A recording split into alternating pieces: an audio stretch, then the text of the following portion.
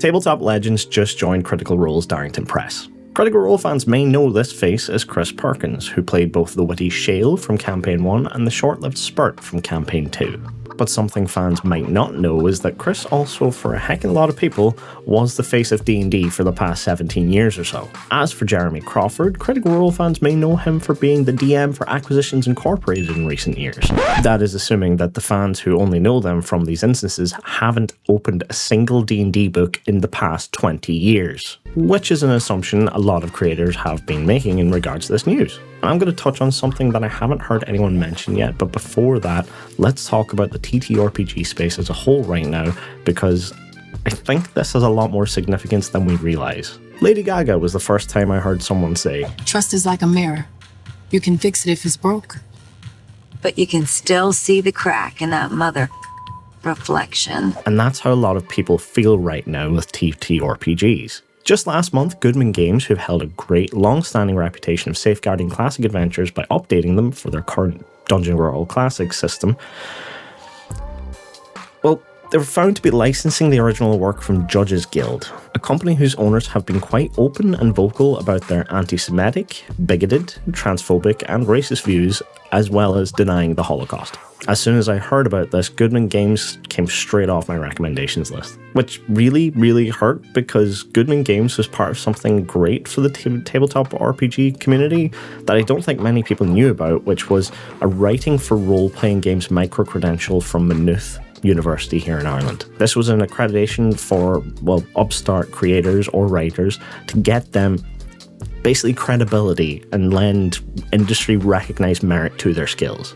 Of course, this Judges Guild controversy led to more details emerging about Goodman Games because they quietly removed a previous statement about how, quote, Judges Guild will no longer receive income from Goodman Games products, and that was back in August of 2024. That's right, this working with Judges Guild isn't new to Goodman Games. They were just previously cutting ties with them, but now it seems they want to work with them again. And that's just Goodman Games. Evil Genius Games, who, if you've been watching me for a while, you know I posted a short video referencing their legal battle with Netflix over the development of a Rebel Moon TTRPG. This was set to be an incredible TTRPG setting where the folks at Evil Genius directly worked with Zack Snyder to create a truly immersive world. I then posted a quick update after Netflix and EGG had come to a settlement, but what I didn't post about was in February of 2024, there were mass resignations and layoffs. The layoffs were apparently due to a lack of funds. The resignations, however, were apparently due to a difficult work environment, unpaid work, broken promises which influenced contractual employment, and solidarity with those being laid off. This at a time when company layoffs were in the tabletop field were really shaking our faith in developers to our core. And why was our faith in developers shaken to our core? Well, Hasbro, of course. You already know what I'm going to say, but in case you want to hear it again, click up here. Yeah, the OGL debacle of 2023 really did a number on the player base. And this is where we come to the significance of Chris Perkins and Jeremy Crawford joining Darrington Press that nobody seems to have mentioned yet. They were the embodiment of good faith at Wizards of the Coast. Well, them and Dixon DeBow. I'm not over-embellishing here, the most glaring example being the D&D Creator Summit, the space that evolved into a clearing of the air between community and developers.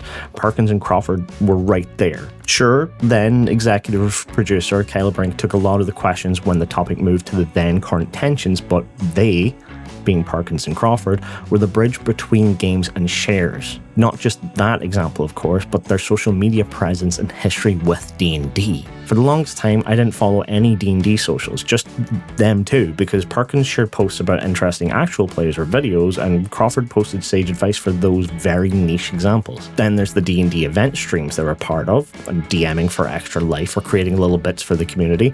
That and they both worked on Unearthed Arcana content and would answer any questions you put to them. Their history writing for Dungeon and Dragon magazine way back before they even worked for TSR or WotC. These guys were the real deal, and I think that is what will be so significant about them joining Darrington Press. It's lending years of experience, dedication, industry contacts, and social credit to something they clearly believe in. They could have just as easily retired or start their own company. Instead, they are backing a company that has risen from the TTRPG community, doing good for the TTRPG community. They are a value that the Hasbro C-suite never seemed to care about. And I bet they're kicking themselves they didn't have them sign a non-compete now. Folks, I believe this is a legitimate tectonic shift in the tabletop space that shouldn't be overlooked. I'm not saying this could be the start of the D&D killer game company, but it could be the start of a one-for-one D&D competitor. Be good, be kind, and I'll see you later.